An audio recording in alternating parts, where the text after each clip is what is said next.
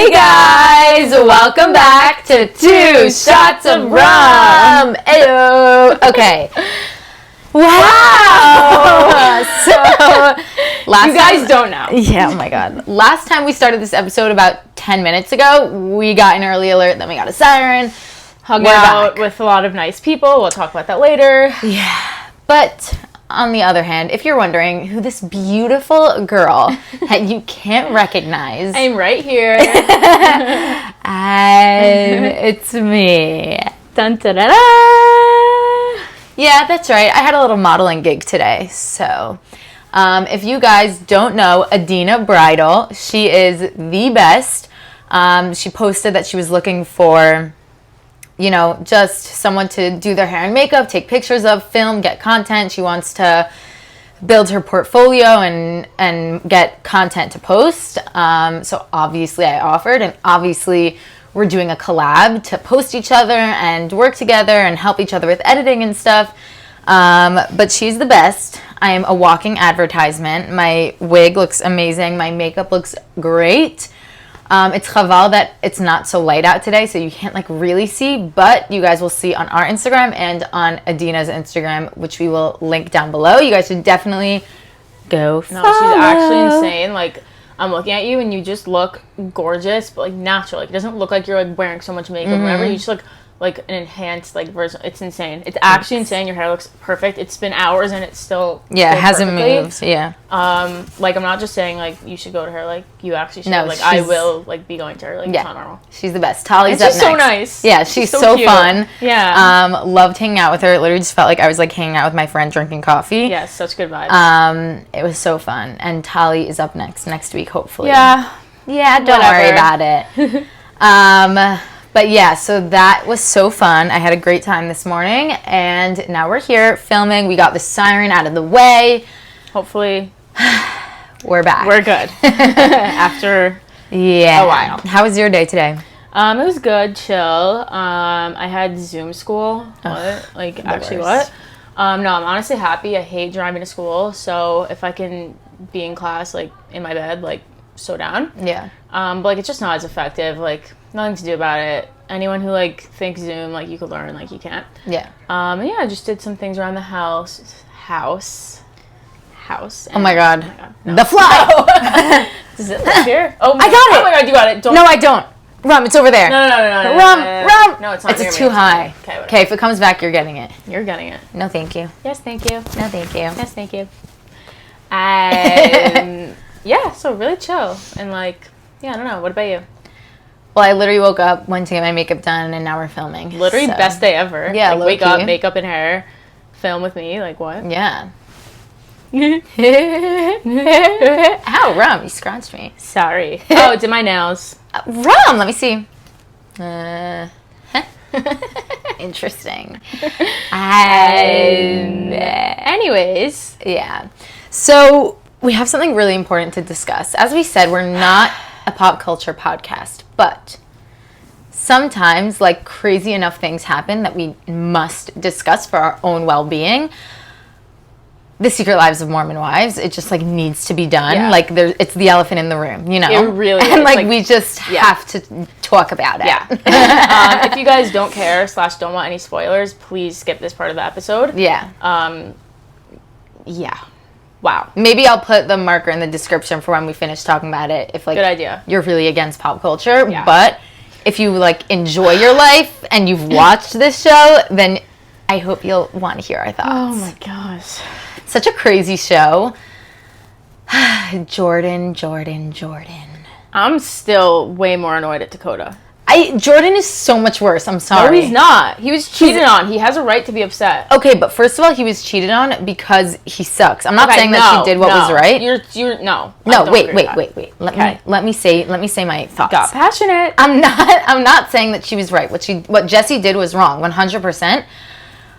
She was saying that she was having an emotional affair because she was getting nothing from him. He was controlling her. He's like actually abusive. That scene where she's talking about changing her name, It's not abusive. And he was it's like, off. and he was like upset, and he was like, "You're so selfish, you're so gross." And then he kisses her on the forehead and walks away. Excuse me? That's insane. That's like abuse 101. That's manipulation.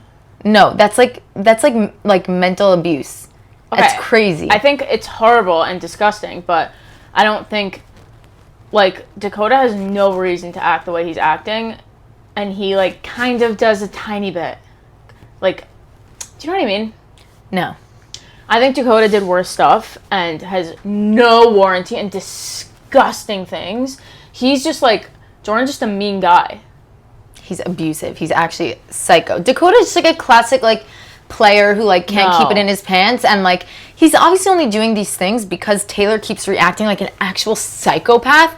That, like, he keeps saying, "I want to be with her, I want to be with her, I want to be with her." So the reaction that he gets out of her when he, like, sleeps with everyone that she knows, like, is so worth it to him, because he really just wants to be with her at the end of the day. And, like, No, he doesn't want to be with her. That's what he says. So that's he's what a he, liar, like, though. claims. Remember at the last episode, he was like, "Save a rose for me," like, blah, blah, blah, and then 10 minutes later, he's with that girl. Like, Because he knows that's how to get her attention. That's the only way to get her attention. but I'm just saying, that's disgusting to me. That you're like, "I love you, I want to be with you, don't forget about me," sabotaging her life. Meanwhile, you're, like, with another girl 6 hours afterwards. It's disgusting.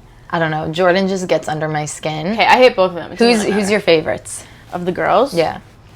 Like Macy's, like, classic. I Like, love how Macy. do you not like her? Yeah. Like, she went through so much and she's, like, pretty normal from what we see. And, like, her marriage is actually seems like it's Like, strong normal, and yeah. good, and, Like, like they're not, like, messed up. They're like, hey, they have their issues, they have traumas, but, like, yeah. whatever. Everyone else. Oh, I like Miranda, but, like, I feel like we don't know her well enough. Okay. I I like Jen. She's cute. Yeah, but I just really still don't like Zach. Yeah. Like, I know, but if Jen and Zach and Whitney and Connor, like, have really, like, been through it and, like, been on the other side. I'm not saying Jen's marriage is a marriage I would like to emulate, but, like, I don't know. I feel like they got on the other side of, like, him sucking, and now, like, he, like, sucks a little bit less. I don't think so. I think Dafka, Whitney, and Connor, yeah, they went through so much horrible things, season 1, whatever. And then, yeah, like, they both worked themselves, whatever. And now they really look like they have, like, decent. Connor's so cute. I love him. And I honestly feel bad for Connor because everything he's been through. Zach and Jen, like, the way that he was, like, he's so selfish. He's so self-centered. He's only thinking about himself. Wait, hello? I thought Jen was being so selfish. What? She literally was, like, medical school. Like, she was literally, like, she's the breadwinner. Like, she does so much, and she wants this one opportunity for herself. Like, this one small thing to, like, chase her dreams a little bit. Like, it wasn't like a 10-year thing. It was like a few weeks or months that she wanted to do something for herself. Obviously, it's gonna be hard for him, and she still needs to take care of him and be there for him. But, like, dude, like, she's been slaving away at your knees for, like, 5 years or however long they're married. Right. Like, yeah, I let guess her that's have one true. chance. She was. I know, but he's allowed to say, like, this is so hard for me. Yeah, but I didn't like the way he spoke about it. I didn't like how he made her feel bad about it. There's a way to say it. There's a way to talk about it. I didn't think he was being so, like, I thought he was valid. I think his feelings are valid, and I think she didn't react in the right way, but I think he didn't present it in a good way, and he's like, well, like, you're doing everything. No, you could say, this situation is really hard for me, and I'm so happy for you, and this and that. He's like, I don't make you feel bad, but, like, you're so selfish. That's true. That's true. You know what I mean? Yeah. Like, his feelings are so valid, but the way he said it, I really didn't like. Okay. I hear you. I don't know. Yeah, and to me, like, not wanting to be interviewed, so weird. So happy. Like, what? She's actually needs to be, like, somewhere. Yeah, I don't get why, like, why she would be on the show and not, like, she was on the show in the beginning, and then she was like, actually, You know like, what I think? What? I think she knows what she did wrong. She knows everything that she did, and she doesn't want to keep being on the show because every time that she's there, people start talking to her about it and this and that, and being like, dude, like, something doesn't add up here, and she can't, like, face that anymore. It's, like, too annoying for her. She's like, oh my god, like, stop. Right. That's what I think. I don't know. I don't even know, like, what happened with her. Like, it's just, like, I'm over that. Like, whatever. It just, like, freaks me out how much her husband's, like, she's not, like, wouldn't you, like, want to know, like, if everyone's talking about the fact that she cheated, like, maybe she did. Yeah. And, like, the husband's so, like, these people are crazy, like, dude. And he's, like, a million years older than her. Yeah, but that's just, like, I see your true colors. Okay, can we talk about that scene of Demi and Brett just, like, singing in a studio for 10 minutes, and then, like, Nobody knows why. And no one knows why, and And she was just telling him that he was bad. Like, it was so funny. Like, she was like, you literally suck. You're ugly. You're fat. Yeah. You're stupid. Literally, like, who are you? You're so bad at, like, you're so bad at this. So that whole thing made me so really funny. confused and uncomfortable, but there was no explanation. Yeah. And never to be seen again. It was Nobody like knows. Random, like, irrelevant. Like, I thought it was so funny. It was hilarious. Oh my God. And insane what's happening with Taylor now. I know. I don't know what I think. By the time this goes up, we'll know if The Bachelorette came out or not. But, you know, the allegations against Taylor of, like, abusing her son and Dakota, domestic violence stuff, whatever, like, I feel like once there's, like, a child in the mix, it's like you've really crossed a line. And whether or not it's true, it's like these allegations are made against you and people don't want to be around that. And I saw today that ABC, because I was talking to Chat about it, and I was like, no, because I'm so curious. I'm like, what do networks do? This lady has psycho allegations against her, and her show is supposed to go on Sunday. Like, what do? And Chat was like, they don't usually do anything unless, like, advertisers start pulling out, because, like, you know, before that, it's just controversy and whatever, and, like, no actual charge has been made, no confession, no proof. Like, it's just an allegation right now. Yeah. But I saw today that I think one or two advertisers pulled out, and ABC is having an emergency meeting about what to do. I think I saw that on, like, Entertainment Tonight or something. But so they're thinking about pulling The Bachelorette, which is insane. Also, because of how much money they probably spent on it. I know, but they're losing more money by advertisers pulling out. No, I know, but the thing that just, like, icks me a little bit is, like, as an, I don't know, thing or company, ABC, whatever. Yeah, a network, whatever.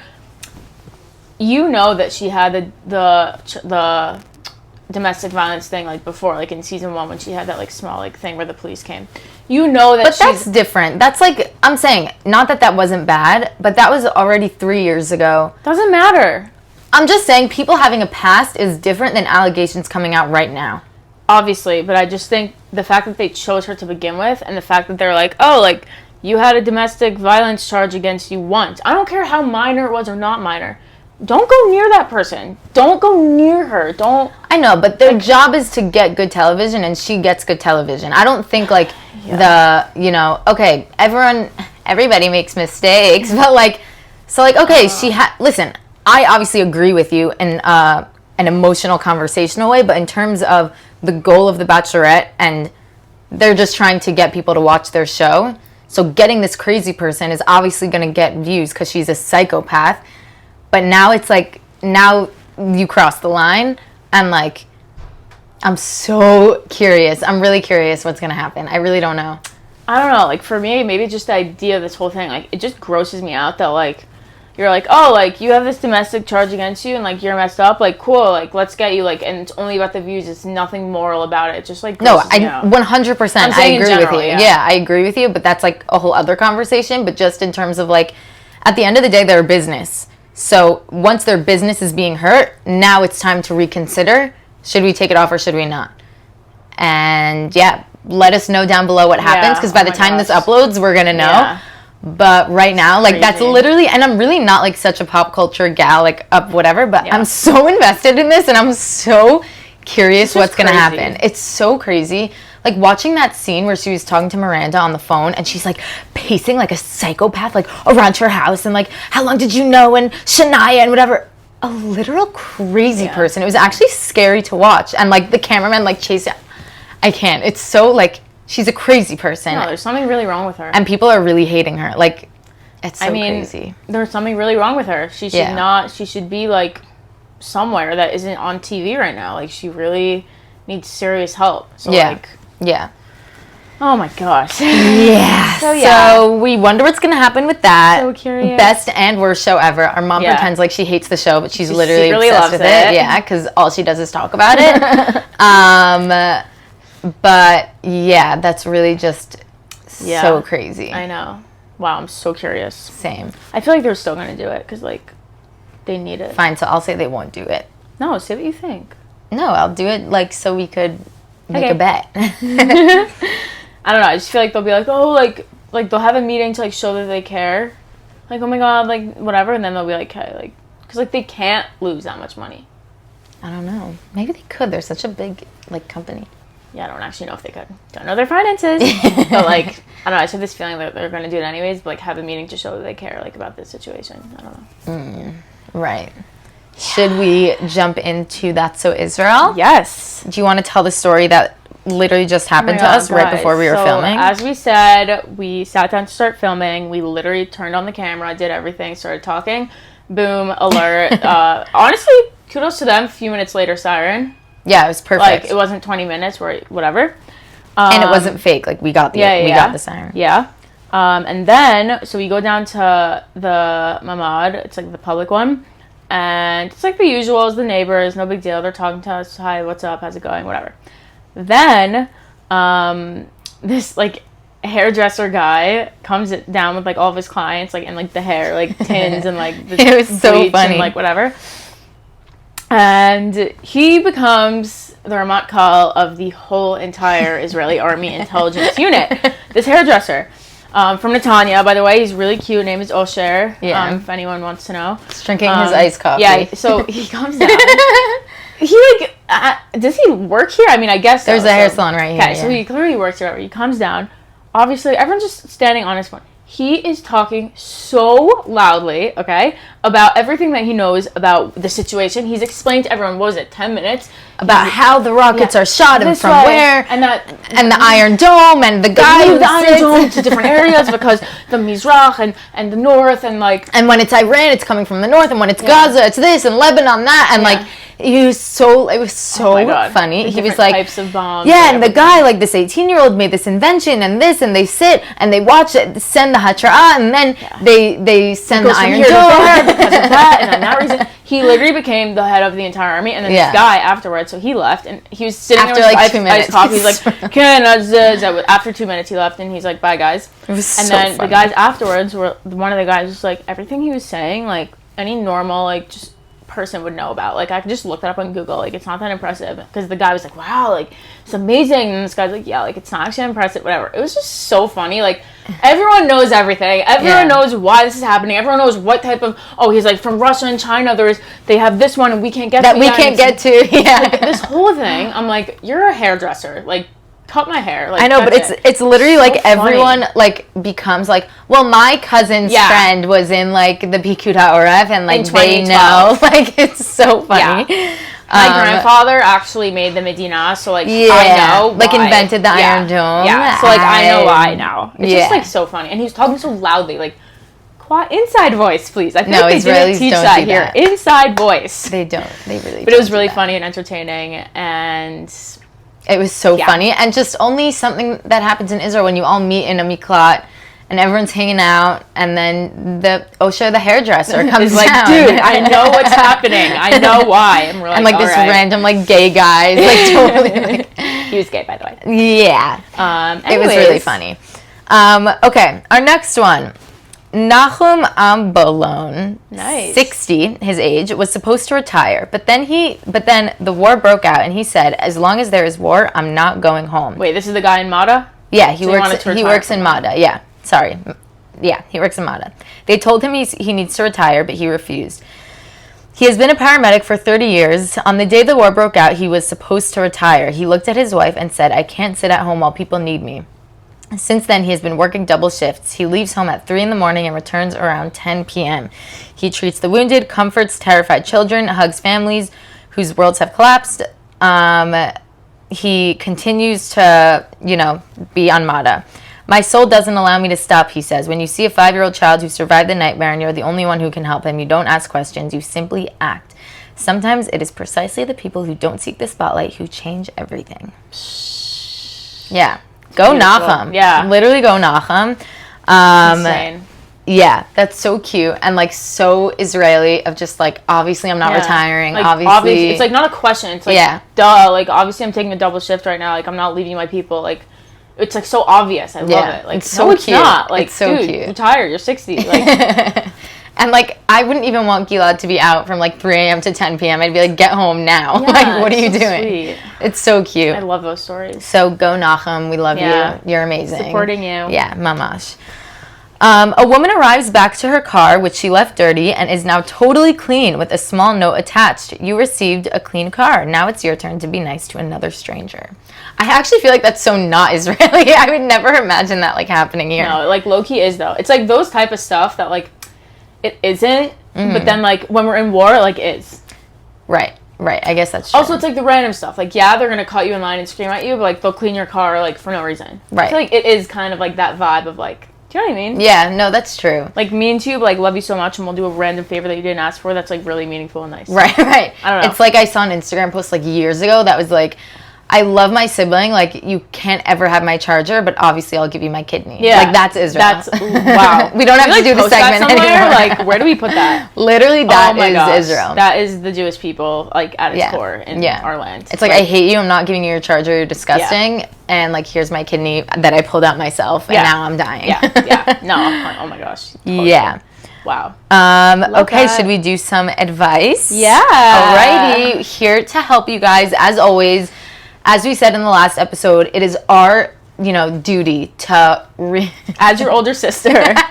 Sorry, said duty. We're a podcast. As your guys' older sisters, we really do have a job, I'll say. It's really just a mission, if you will. Yeah, a mission. To really just give you guys some advice from two people who don't know anything. So I'm going to read now to Rachel the things that 3 of you sent in. Of course, it's anonymous. And yeah, we'll try to give the best advice that we can. Yeah. Maybe we should ask Taylor about one of these. Oh my God. That was funny, Rem. Thanks, Rem. No, I'm just like thinking about it now because like we were talking about secret lives. Like they all need like advice. Like a lot. They all need, you know what I'm going to say? Therapy. Mm-hmm. Yeah. Because I think they all just, okay. It's so crazy. I actually can't stop thinking about it. Try to stop. Okay, number 1. Hi, I'm recently engaged. We're both religious. And everything looks perfect on paper. He's kind, learns a lot, and is from a great family. But I don't feel that strong emotional connection that I thought I would at this point. Everyone keeps telling me love grows after marriage, but I'm scared I'm forcing something because it checks all the boxes. How do I know if this is a normal pre-wedding life change nerves or if I'm making a mistake? When people say love grows after marriage, they don't mean that you'll go from not liking them to all of a sudden loving them or not feeling connected to them, and then you'll all of a sudden feel connected after you're married. It grows from what already was, not from nothing. And I feel like you know the answer. Like, you wrote in for a reason, and, like, if you're saying, like, oh, like, I don't feel an emotional connection, like, you already said it. Like, you need she's clearly confused. She maybe doesn't know. But when people are confused, like, you always know deep down, you know? You're just scared to admit it. And you're already engaged, so I'm sure that's really scary to, like, say, like, wait, actually, no. Like, I don't feel connected to you. And...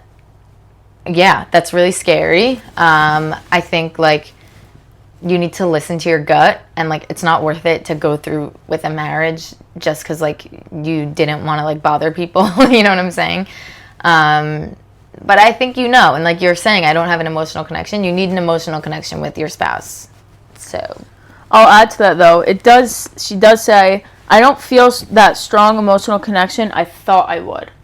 So I'm wondering if, again, back to these expectations that we spoke about before from, like, the movies of, like, if that's what she's expecting, or is this, like, okay, you don't have a connection, and, like... I don't know. I mean, like, I feel like I did have that emotional connection that I thought I would. Not magical love at first sight, but, like, I had the emotional connection that I expected to have with someone I'm marrying. But you know what I mean? You had an expectation that was more realistic and quote-unquote normal. I don't know. You're probably right, but I'm just thinking, like, because I thought I would kind of sounds like, well, what were you expecting? Were you expecting perfect, never getting annoyed, never fighting, never not liking any trait about him, never having a hard time? Or were you expecting, like, oh, I want to hang out with that person, you don't want to hang out with him? Because if you don't want to hang out with your fiance ever, like, right, that's concerning. Yeah. And I do feel like I agree, like, this doesn't feel like normal pre-wedding nerves. Normal pre-wedding nerves to me are, like, stress, maybe being a little bit more snappy or more anxious, not like I don't have that connection that I want. So I do kind of agree with that. I think it's really sitting down and like asking yourself, like, what was my expectation? Is that a realistic expectation? If it is and it's not there, then I really need to think about it. And I also think like really thinking about your emotions. When you're with that person, how do you feel? Yeah. And when you leave him, how do you feel? That's also important. When you're with them and when you're not, how do you feel? And when you picture like breaking up with him, like, is there a part of you that's relieved? Is there a part of you that's like, okay, I can actually start looking now?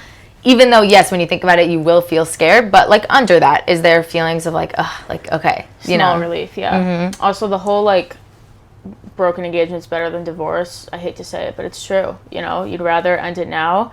And yes, it'll be hard, families, friends, disappointment, whatever, but it's not worth it. So, yeah. Yeah, good luck. Yeah. Please let us know what happens. Okay.